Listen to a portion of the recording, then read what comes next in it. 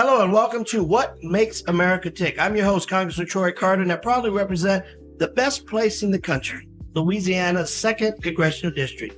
Join me as we dive into an engaging conversation to answer the question, what makes America tick?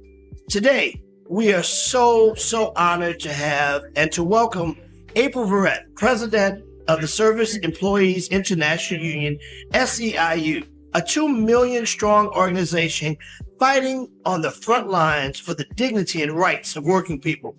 Born and raised in the South Side of Chicago, April's roots is in the labor movement run deep.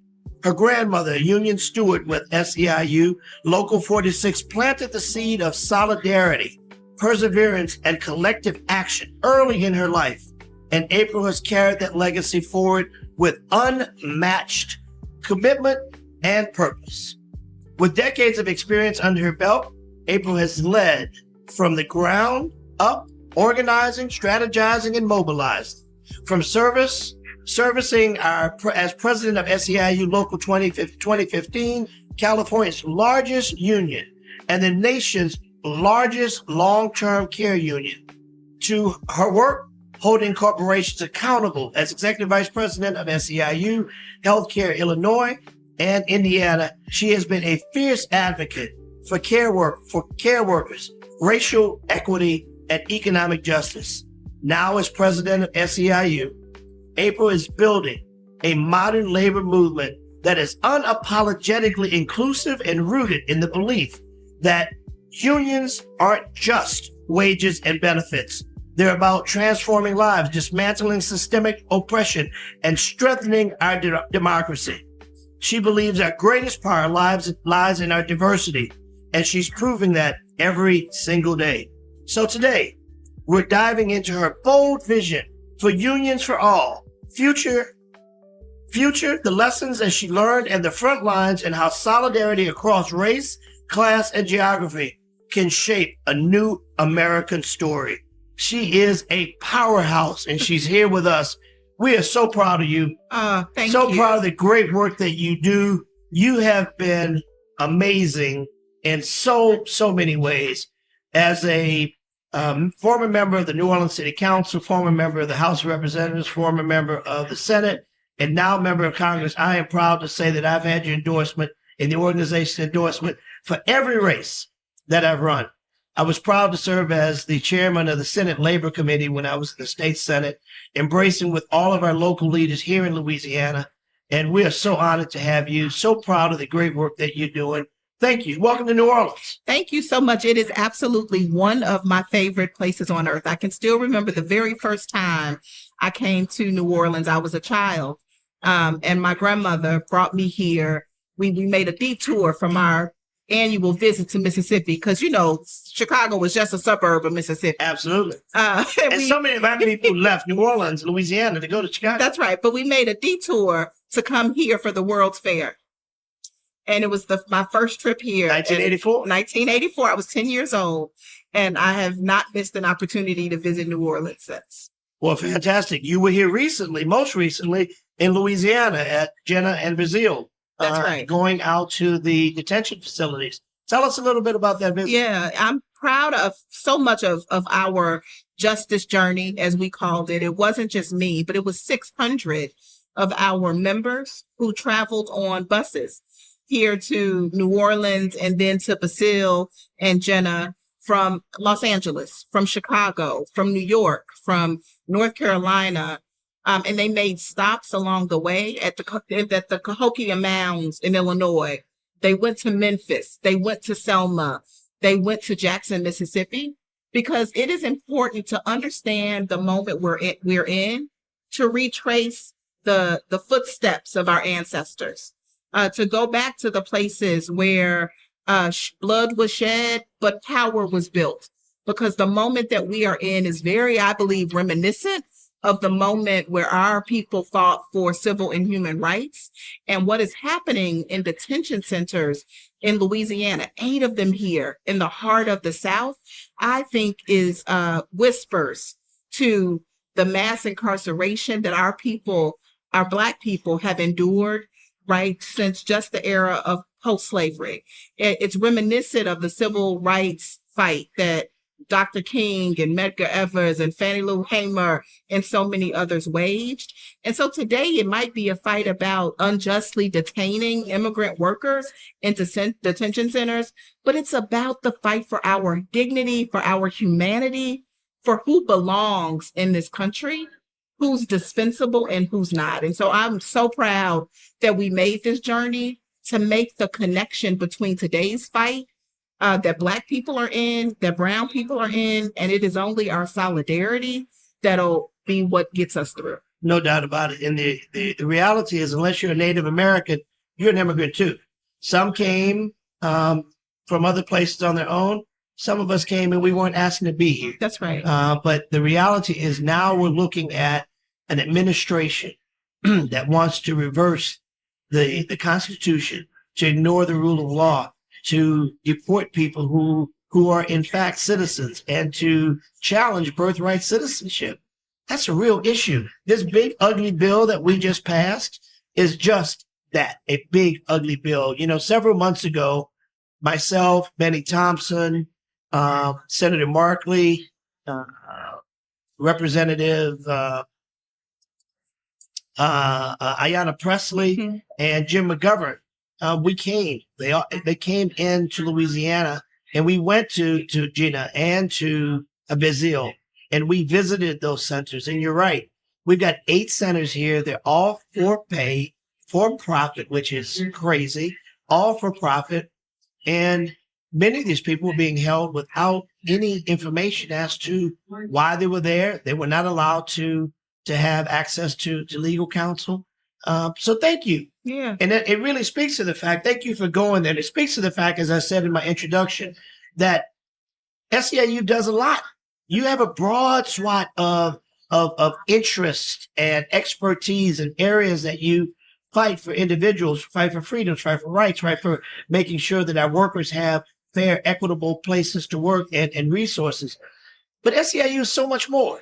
We are so much more. And before I pivot, I don't want us to forget the Gina 6, right? Absolutely. The first time we learned about Gina, Louisiana. That's right. And it's the same oppression that those young Black men felt that immigrants in detention centers are feeling today here in this beautiful state of Louisiana. I don't want people to get it twisted. This is an amazing state. But listen, we're a beautiful state. Like most states in the South, we still have scars and we still have stains. We're a beautiful state, beautiful people. But if we ignore the history, we'll repeat the history. That's right. And our communities deserve more jobs than just jobs that are about oppression and economic exploitation. We need to be about building the type of economy that honors dignity, that honors people who want to work hard, but deserve to go to one job and feed their families and buy a home and send your children to college and retire with dignity, buy a new car when you want to, take a vacation, right? And so SEIU is about lifting up the notion that we all deserve a good life. We all deserve to be able to go to work and feel like we are getting our just due, that we are seen for our dignity, that we're getting paid enough that reflects our value as human beings. No one, I believe, in this country should have to work and live in poverty. And so I want to build enough worker power to undo all of the harm that has been done, to dismantle the systematic and structural racism and poverty and white supremacy that I believe is a through line, right? From the time that our ancestors were brought here to the South and sold on the auction block, it is the same through line of economic exploitation, greed, white supremacy, anti-Blackness that I think you see show up in that big, ugly bill. It is the very same. The more things change, the more they stay the same. The more things change, the more they stay the same. And so we're all about calling that out. And I want people to be clear. White supremacy, economic exploitation, anti-Blackness, it affects all of us, whether you Black or brown or white or somewhere in between. And so we are a union that, yes, fights for workers, but we are about building enough worker power to transform lives, to make sure we have a healthy and vibrant democracy, to make sure we are free of all types of oppression, to make sure we have air that we can breathe and water that we can drink, to make sure we are free to love whoever we choose to love and pray however we choose to pray, right? This is about lifting up lives and centering those of us who are the furthest away from power, furthest away from the center of concern. When we build power with and for us, we build power and make change for all of us. Listen, we are at Essence Festival. We're at the 31st, 32nd anniversary of Essence Fest. I was a young member of the New Orleans City Council the very first year that Essence came to New Orleans. Mark Morial, my good friend, was the mayor. We had both served in the legislature before coming back to local government. We thought this was going to be a one and done. Here we are. We were able to catapult and parlay that first year into 30 years later plus Essence festivals in New Orleans. And we know that they employ a lot of people. People come to New Orleans, they stay in our hotels, they eat in our restaurants, they spend money here. And you and your workers and your people, they are the wind beneath the wings of this major tourist event. Yeah, it's so important. And it's important to make sure we pour back into this local economy that relies so heavily on this fest. But one of the things that I love most about Essence is that you can come here and have a good time, but it centers our joy, which I think is an important part of who we are and what we bring, right? That makes our culture what everybody wants to mimic.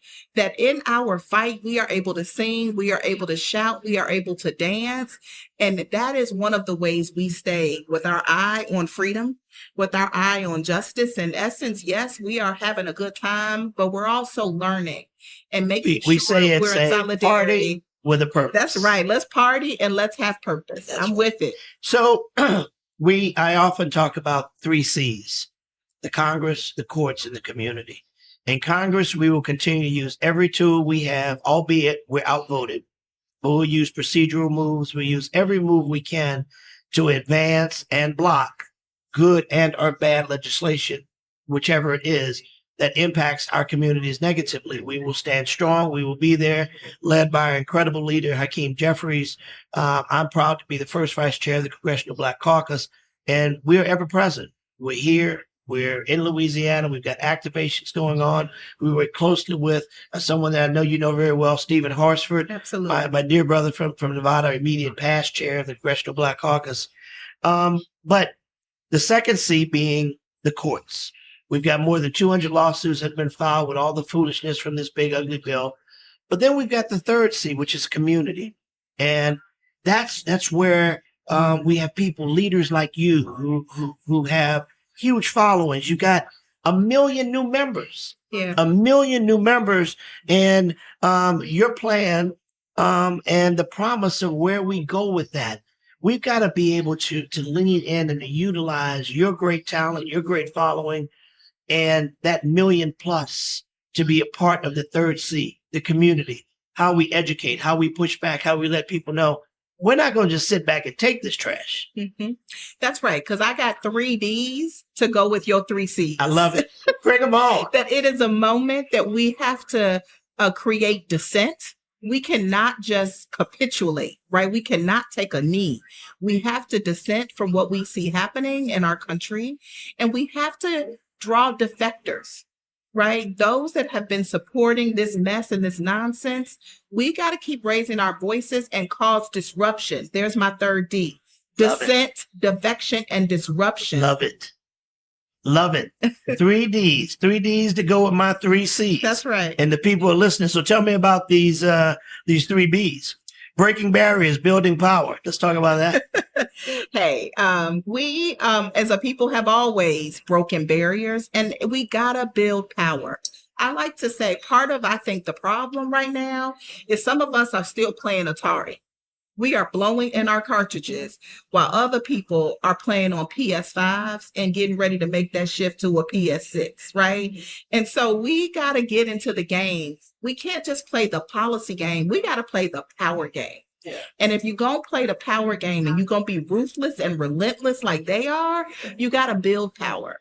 And my life's work is building worker power. There is no healthy democracy on the globe without a vibrant, healthy labor movement that counterbalances corporate power. What we need to build in the face of the oligarchs and corporations that are out of control is worker power. This big ugly bill, I keep holding on to one statistic or one metric. $730 billion in cuts to Medicaid to give $710 billion back to the wealthiest among us, right? That is a type of greed that is out of control. And so we got to build power in the face of that. This is the largest theft, the stealing of resources from working people that we've ever seen. Reverse Robin Hood, stealing from the poor, giving to the rich. That's right. At the 0.1% richest of the rich in the world. And I was on a panel earlier, and I had to respectfully correct them because they said there was some good things in the bill too. I said, I got to push back a little bit on you there. Those so-called good things, and I'll give you a picture of the tax breaks for the richest rich are for a lifetime. Yeah. The tip wages, where you don't pay tax on your tip, exceeds, it caps out at $24,000, and it's only for 4 years. Yeah. It's over. So this notion that they're good things, it's really just hocus pocus, where you took from the poor, gave to the rich, you took from our veterans, you took from our children with SNAP benefits, you took from senior citizens who are living in nursing homes, you took from working people who are working sometimes 2 jobs and still below the poverty level. And then you add insult to injury by saying that you have to reapply every 6 months. But if you reapplied for your driver's license every 6 months, no one would have a driver's license. No time to drive. But I'd say those little crumbs are distractions. That's right. From the destruction, right? They're distractions from the destruction. So we have a lot of work to do to make sure we don't forget this moment. I was just talking to one of your colleagues, and I said, let's remember how this feels, because we don't ever want to feel this way again, but we got to put our feelings away and we got to get to work. We've got to be Fannie Lou Hamer, sick and tired of being sick and tired. Sick and tired of being sick and tired. But then channel that energy into doing something about it. And I always say, as Black people, we've got to learn to talk more to each other and less about each other. We got to stand up. We got to bring up all the races, black, white, green, blue. But we got to lead with, as the airline stewardess says, put your mask on first. That's right. And for helping others. And I'm a Black woman. I'm proud to be the first Black woman to lead my organization. The real flex is not being the last, but I am an organizer who happens to be Black that leads a multiracial organization. And you earned it. Nobody gave it to you. This was not a social promotion. You worked your way through the ranks. And it's important that, that's right, that for the sisters, the young people, the young women particularly, or not even young women, middle-aged and even older women that are out there listening to this, you should know that this was not a gift. This is the product of hard work, commitment, being in the trenches from the bottom to the top. Especially in this moment where we see the destruction of diversity, equity, and inclusion programs, trying to tell us that we never deserve what we got. We were always qualified. What DEI has been about is about opportunity. When we weren't given the opportunity to play, when we weren't given the opportunity to even apply, right? There was something systemically wrong with that. And so we have to not lose what we are worth, knowing that we deserve every single thing that we have. And I believe in collective power, right? We have bought into this narrative that all we need is ourselves. If I just work hard enough, I can get ahead. And people often think that unions or labor leaders are anti-business. I'm not anti-business. As a matter of fact, I'm pro-business. I want your business to grow. I want your profits to grow.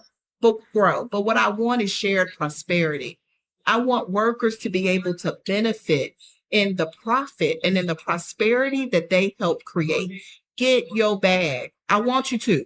But I don't want you to stop anybody else from getting theirs while you get yours. Amen. You said a mouthful. And I'll segue into the discussion about DEI.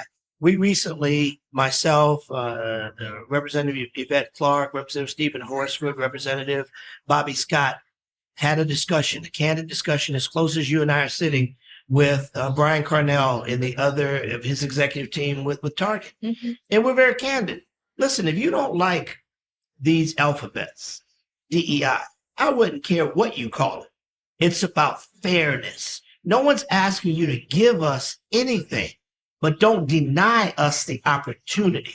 And so the reality is, when it's time to show up, the tenets of DEI, the tenets of diversity, equity, inclusion, I don't care what you call it, but we also reminded them that the tables will turn. That's right. And the orange man won't be there forever. That's right. And we're going to expect that you're going to be coming back, and it's going to be a tough discussion, because it is not terms to be demonized. DEI, these are not bad words. This is not a give me something for nothing proposition. It's about creating opportunities where we have historically been denied, where opportunities have been hidden, whether it's in the lending institutions or the employment institutions or the housing institutions or these mega commercial entities that we spend billions of dollars on, yet we don't get the reciprocal love that we require, and in this case, demand. That's right. That's right. This is about correcting what has always been wrong. And I'm never going to shy away from that. And I don't think any of us should. Standing up to say that was wrong, it was immoral, it was un-American, and we must correct it. And if you don't correct it, we're not going to just sit back and take it. That's right. You know, people have different tactics, different plans, none necessarily any more right or wrong than the other. We approach our solutions in different ways. But the end effect, the end is all the same. The net effect is that we want the same shot that everybody else gets. That's right. We spend our money. We want to be respected as consumers. We want to have the opportunity to rise up to the C-suite, to be a part of the management and ownership of these corporations, because we have put in the time and are committed. When I was in the state legislature, and even now in Congress, if you look at Louisiana state legislature, the House, Senate, and you look at our counterparts, most of us had advanced degrees, when many of them had none. And unfortunately, we've had to be 10 times more ready, prepared, educated, experienced to sit next to someone who isn't at all. So it's not like we're sitting back saying, give me something. That's right. We're paying our dues. We're working hard. And you and your organization have demonstrated that. Tell me some of the things that are going on back home. Yeah, so I am really working hard to have our union focused in 3 areas. You talked a little bit about this earlier. We had a convention last year where we set a goal to organize 1 million new members into SEIU over the next 10 years. And again, that is crucially important. We won't have a stronger country, a strong economy without growing our labor movement. So very committed and focused on that. We're also focused on the fight back. Right. For our union, that fight back is in the areas of worker organization and all these attacks on unions that we're seeing, fighting back against that.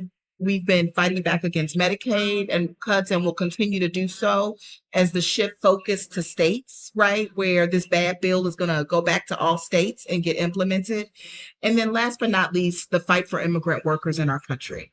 We are 100% committed, 10 toes down, to standing with and for and doing what we can to protect immigrant families.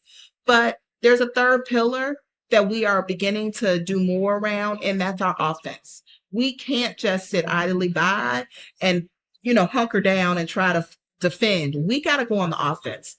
For us, that means engaging millions of workers, including our members. It means lifting up a bold, visionary demand. Look, we got to give folks something to fight for.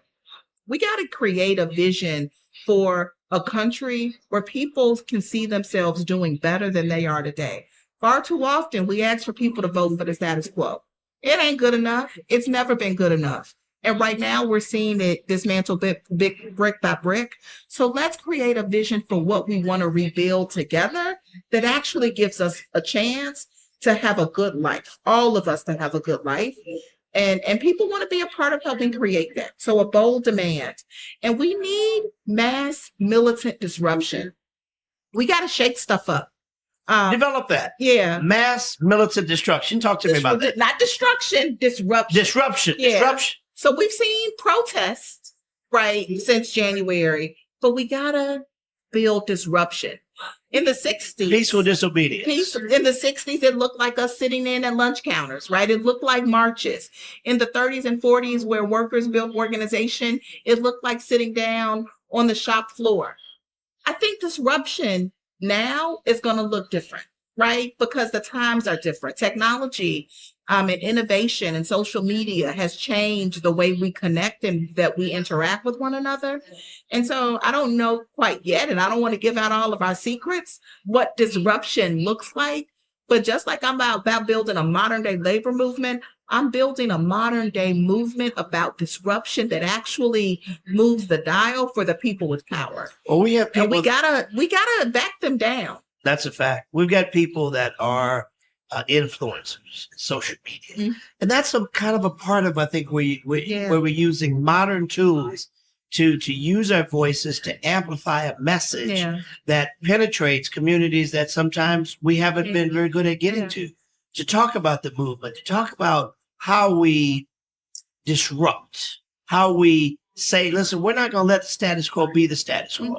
We're going to continue to use our voices when we don't have the votes to use the power of your leadership and the people that are part of your organization to uplift our brothers and sisters who are black and brown and yellow and every other color and every race and background to say there's a place for us here. That's right. And this division of sending in masked agents with no identification to snatch up our brothers and sisters off the street, to deport them to places they've never even been. They know nothing of these places because in many cases they were either born here or they've lived here their entire lives and they've had been in line to try to become citizens, they've had green cards, work visas, and the like.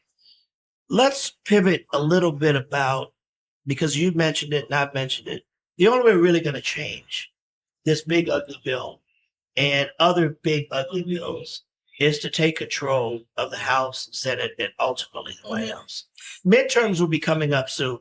What role do you see SEIU playing in helping shape that discussion and getting like-minded people elected to make sure that they understand the importance of unions, the importance of fighting for working men and women? And what role do you play as we reach to this pivotal time of midterms? Yeah. In the 24 cycle, we set a goal in our union to talk to 1 million voters. And we did that. We far exceeded it. And I said in a social media post the other day, SEIU was not going to forget the vote that people took, right? I feel like, they want us to forget. They doing this early enough that they think that people aren't going to pay attention to the vote that they took this week when they go to the ballot box in November 26th.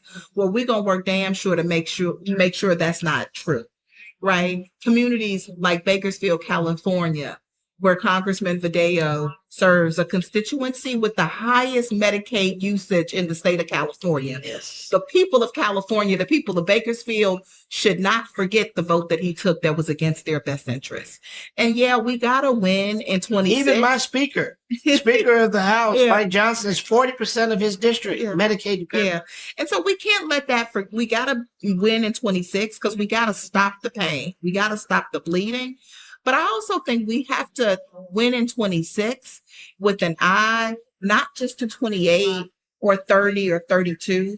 We got to think about the next 10 years, the next 20 years. What we see the right doing is playing out of a playbook that they've had for 40 years. And they are at the height of the success of that playbook. We need our own long-term strategies where we set benchmarks and we win along the way. But if we want real governing power for working people, it takes a long-term strategy to do just what they did. What are the ways that we got to win that takes us to the South, right? It's one of the reasons we did our justice journey to Louisiana. We got to look at the trends and where people are and where this country is moving. And we know that pretty soon the 8 traditional battleground states are not going to be the path to a presidential victory. The presidential victory is going to run through states like Georgia and North Carolina. And we can't discount Florida and Texas because of their size. But I think Louisiana and Alabama and Mississippi are important too. right? And so how are we developing a long-term strategy that is about how we win for the long term? That's exactly right. We often talk about where we land and working people, and the Democratic Party has always fought for working people. But now we see the far right suggesting somehow that they are fighting for working people. Never mind the fact that just given the largest tax break to the richest rich on the backs of the poorest poor. How do we, and now I'm asking as a member of Congress, how do I and my other colleagues continue to embrace and let our people know that don't fall for the okie doke. Don't fall for the shiny object that Donald Trump waves around. The silly comments like to Black people, take a chance. What do you have to lose? The foolishness of suggesting somehow that he can do better for Black folk than we can, when we know that he has demonstrated all of the tenets of someone who doesn't care about anybody other than himself and greed. We need to learn more. We need to have a better connect on our messaging, and relationships. Give the viewers and the listeners and me and our colleagues a snapshot of what can we do better? Because we want to embrace you, your workers, our unions, our individuals, the working people of America, to demonstrate we've done it with our actions. We need to do a better job of doing it with our messaging. Yeah, I think that, and this is hard to say, and it's hard for some to hear. I think we have to start with giving our constituents and our community an apology. Because I'll tell you a story. Okay. We did focus groups in 23 where we sat down and we touted all of the great things from the Biden administration. And these were voters in Nevada. And we said, ARA and this bill and that bill, and isn't it great? And they said, that's not true. None of this happened. And we said, no, they said, well, it didn't work because we don't feel it. And that should have been a canary in the coal mine, that the great things we did together in the Biden-Harris years, for some, wasn't enough, didn't make a difference in how people were living. And I believe that we went into 24 trying to convince people what they knew about their own lives wasn't true. We touted all of the great that we did, and we didn't stop to listen to people say, I'm in pain and I'm suffering and I want a way out of my pain and my suffering. And I think far too many of them sat home, right? Didn't vote. A few may have voted the other way, but at the very least, they felt like they were being listened to, right? That their pain was being acknowledged. And so we got to apologize for not acknowledging the reality and the pain of our people. And then we got to go to them and we got to listen. We got to listen, and we have to be better about saying, I see your pain and I want to work with you to do something to prevent it. That is powerful, because I often say the other side is better at telling their lies than we are at telling our truth. Yeah. So just doing and not getting it to the kitchen table, to your checking account, to your life is not enough. Mm-hmm. We have to bring people along and have them see not only what we can do, but also what we can't do. That's right. Our limitations.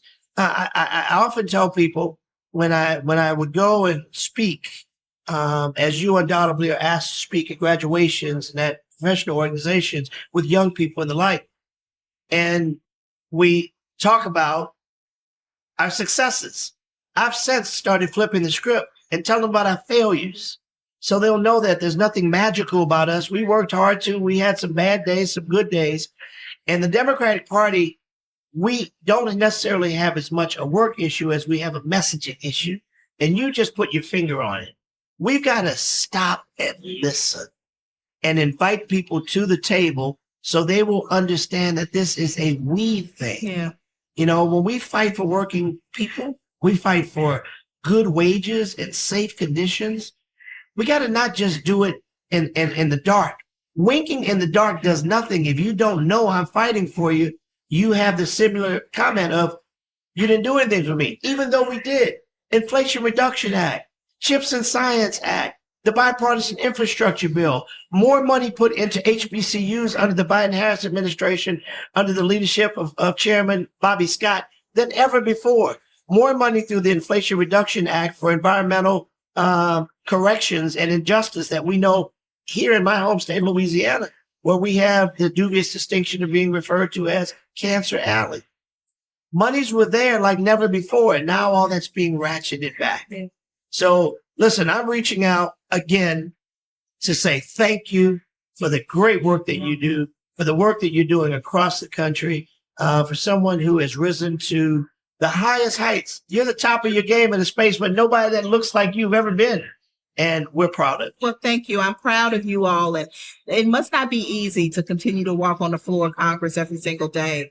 And so thank you for your courage and thank you for your leadership. Happy to be in partnership. Thank you for keep doing what you're doing. Ladies and gentlemen, we've been listening to the outstanding April Verrett, president of the Service Employees Unions International. She is an incredible leader, someone that we're so happy to have here in Louisiana. She hails from Chicago, but she's right here with us at Essence Festival 2025. Thank you for listening. If you enjoyed this episode and want to hear more, please share with others, post about it on social media, or leave a rating or review.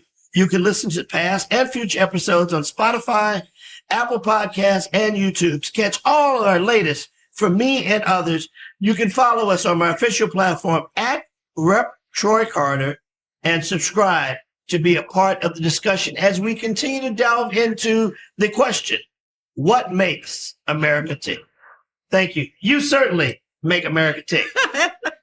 Thank you. God bless you, and God thank you for bless being you. with us. Thanks.